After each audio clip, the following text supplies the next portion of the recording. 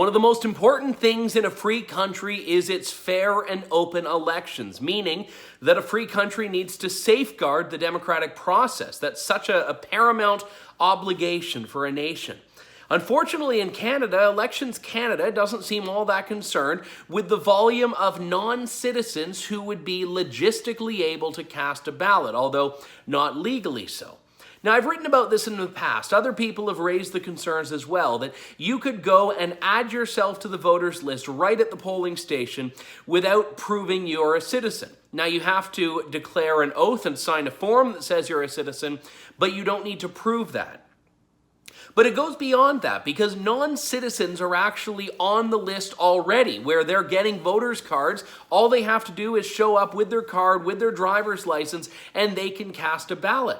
Now, this is something that's been raised by non-citizens who receive their cards who are concerned about this fact. The ones who aren't speaking up are the ones who may not know that they aren't supposed to be voting.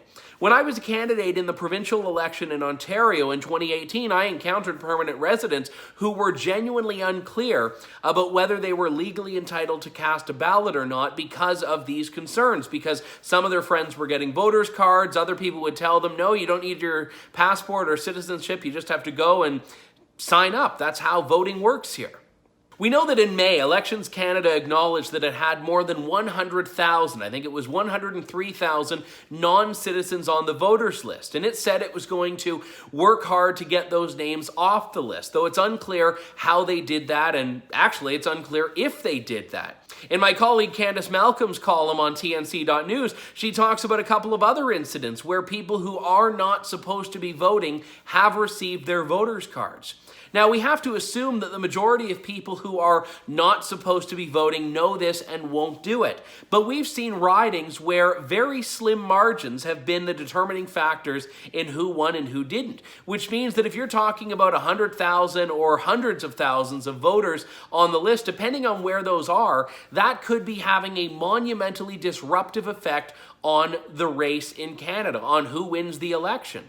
And it's not to say that this is being co-opted for sinister purposes by a particular party, but it's to say that we need to safeguard our democratic process to protect the democratic rights of those who are citizens and those who should be voting. This is not offensive. This is the law, and the law needs to be enforced.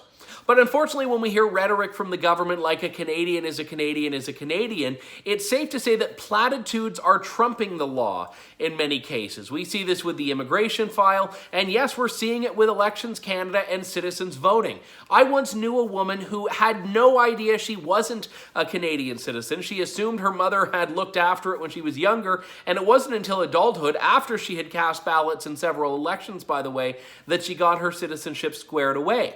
In many cases, these things can be dealt with, but people need to know. And when voters' cards are being sent to non-citizens, it's only muddying a process that needs to be protected and preserved. For True North, I'm Andrew Lawton.